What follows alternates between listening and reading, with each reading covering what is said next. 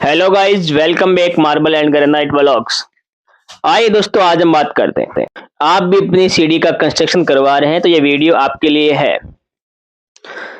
सीढ़ी में आपके tread, riser, landing, soffit, step, newel post, hand rail, ये सब क्या है? एक अच्छी सीढ़ी के लिए कम से कम कितनी जगह चाहिए?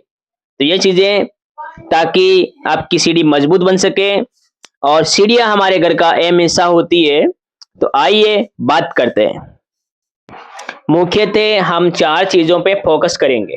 पहला है standard size of staircase, minimum size requirement, और तीसरा आपका बेस्ट लोकेशन कहाँ है, और चौथा इंपॉर्टेंट वास्तु टिप्स।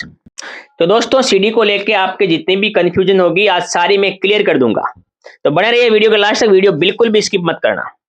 और दोस्तों, आप मेरे चैनल पे नए हो, आपने चैनल को सब्सक्राइब नहीं किया तो पहले चैनल को सब्सक्राइब कर दो, वीडियो लाइक कर दो। तो सबसे पहले हम बात करेंगे ट्रेड की, धाप की। ये स्ट्रक्चर आप देख पा रहे हैं, इसको ध्यान से देखिएगा दोस्तों। इसमें मैंने बताने की कोशिश की है कि जो हाथ दे रखा है ये आपका ट्रेड है, ये धाप है सीढ़ी का। स्ट्रक्चर से समझिए आप, जो तीर का चिन्ह है ये ऊपर का जो होता है, जहाँ पैर रखते हैं उसको बोलते हैं स्टेट ट्रेड। ये 10 इंच चौड़ा होता है या 25 सेंटीमीटर जो कम से कम चौड़ा होना चाहिए। इसके बाद दोस्तों, क्योंकि 10 इंच कम से कम चौड़ा होगा तो आपके चलने में सुविधा रहेगी, अदरवाइज पैर ठीक से नहीं रख पाओगे, गिर जाओगे सीढ़ियों पे। इसलिए मिनिमम रिक्वायरमेंट है उसका 10 इंच तो होना ही चाहिए। इसके बाद उससे सेकेंड आता है आपका राइज या राइजर।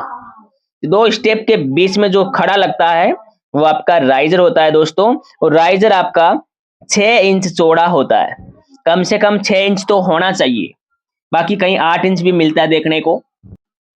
थर्ड होता है आपका विड्थ ऑफ स्टेयर्स, मतलब ट्रेड और राइजर को मिला के एक स्टेप बनता है।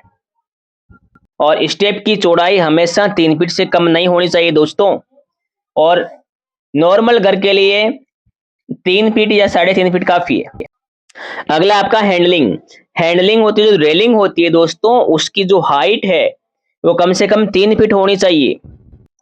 अगला है आपका लैंडिंग। लैंडिंग होती है दोस्तों सीढ़ी की डायरेक्शन चेंज करने के लिए होती है, और लैंडिंग की चौड़ाई कम से कम 2.5 फीट से कम नहीं होनी चाहिए, और ज्यादातर आपके 3.5 फुट तक होती है। तो आप बीच में देख पा रहे हैं चौका, वो आपका लैंडिंग है। जो आपका तीर का चिन्ह दिख रहा है वो चीजें लैंडिंग है दोस्तों।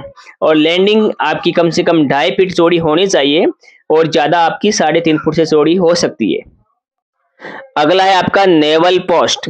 ये होता है जो पोल होता है स्टार्टिंग में, आपका जो रेलिंग के स्टार्टिंग में पोल लगाया जाता है उसको नेवल पोस्ट बोला जाता है दोस्तों। इसके बाद आता है आपका पिच। पिच ये तय करता है कि आपकी सीढ़ी हार्ड है या इजी है। तो आप देख पा रहे हैं दोस्तों, इसकी हाइट 75 टू 90 होती है सेंटीमीटर। स्टेयरकेस का स्टैंडर्ड साइज क्या है दोस्तों? तो आपके सीढ़ी का कोण मिनिमम 38 डिग्री और 42 डिग्री से ज्यादा नहीं होना चाहिए। अब दोस्तों मैं बताऊंगा आपको कि आपके स्टेयरकेस में जो सीमेंट लगता है उसका रेशियो क्या होता है। तो आपके सीमेंट और मसाला का रेशियो 1:2:4 होना चाहिए। और जो आपके स्टेयरकेस में जो सरिया यूज कर रहे हो वो सरिया मिनिमम 12 mm से कम नहीं होना चाहिए। इस बात का ध्यान रखना, बहुत से जगह आपको 10 mm का सरिया लगा देते हैं। जहां आप सीढ़ी बना रहे हैं तो आपके बिल्डिंग की साइज 10 फीट और चौड़ाई 6 फुट से ज्यादा नहीं होनी चाहिए। सीढ़ी बनाने के लिए दोस्तों कम से कम कितनी जगह रिक्वायरमेंट होती है, ये कंफ्यूजन हर किसी के दिमाग में चलता है। तो मैं ये कंफ्यूजन भी आपके दूर कर देता हूँ। ये भी आपका 5 फैक्टर होता है। तो आप देख पा रहे दोस्तों, ये डिपेंड करता है आपके सीढ़ी में स्टेप कितने हैं, साइज क्या है, और आपके बिल्डिंग की साइज क्या है। दोस्तों मैं आपको बता देता हूँ, एक नॉर्मल घर में सीढ़ी के लिए कम से कम 48 स्क्वायर फीट जगह होनी चाहिए, जिसे आपका स्टेयरकेस आराम से बन सके। तो थैंक यू दोस्तों, वीडियो अच्छा लगा है चैनल को सब्सक्राइब करो, हमारा सपोर्ट करो। धन्यवाद।